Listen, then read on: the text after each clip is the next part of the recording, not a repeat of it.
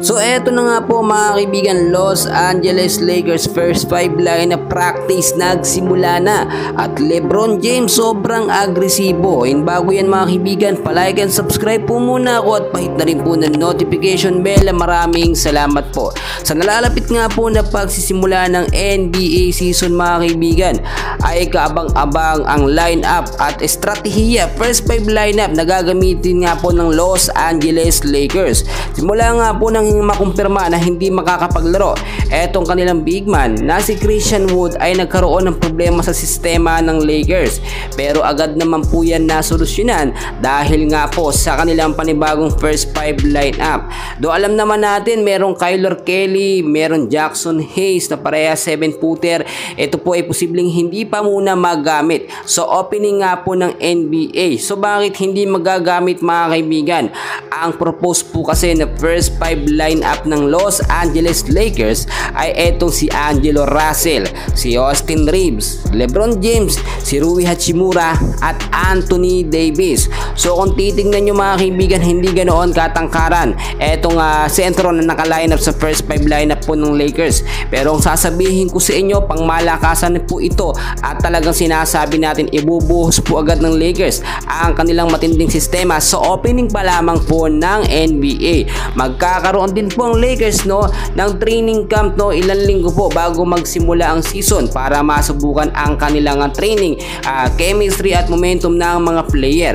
Posible din pong hindi magamit sa opening ng NBA yung kanilang mga rookie na binigyan po ng kontrata, which is alam naman natin kahit papaano ay maaasahan. Ito nga pong napabalita nung nakaraan lamang na hinire po or binigyan ng kontrata ng Los Angeles Lakers etong sentro na si Coloco ay sinasabi nila nakapalitan daw ito or kapalit po ito nga pong si Christian Wood. Pero ayon na rin sa ating mga nakuhang updates, ito ay backup player lamang in case ma-injured nga po yung sentro na gagamitin nga po ng Los Angeles Lakers. So ang daming nakabackup to na sentro.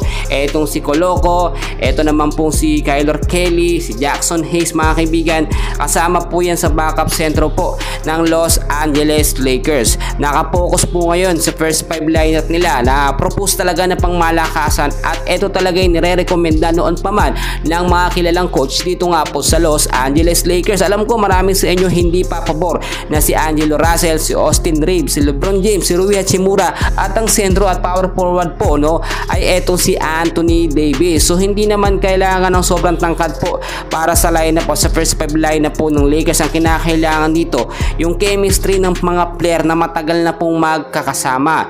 Etong nakapropose po na first 5 lineup ay matagal na pong magkakasama yan at ilang beses na rin po talagang nasubukan sa mga intense po na laban at umaabot pa yan sa semis at sa finals. So ayon din sa ating mga nakuhang updates ay nagsimula na nga po ang lineup nga po or practice po sa lineup ng first 5 ng Los Angeles Lakers. And so far ang ganda ng nagiging resulta. So hindi na natin pwedeng ipakita yung ilang mga updates dahil nga po very confidential ito. Kaya naman mga kaibigan, marami pa tayong kaganapan. I-update ko muli kayo sa mga update dito sa Los Angeles Lakers. And please don't forget to like and subscribe. Maraming salamat po.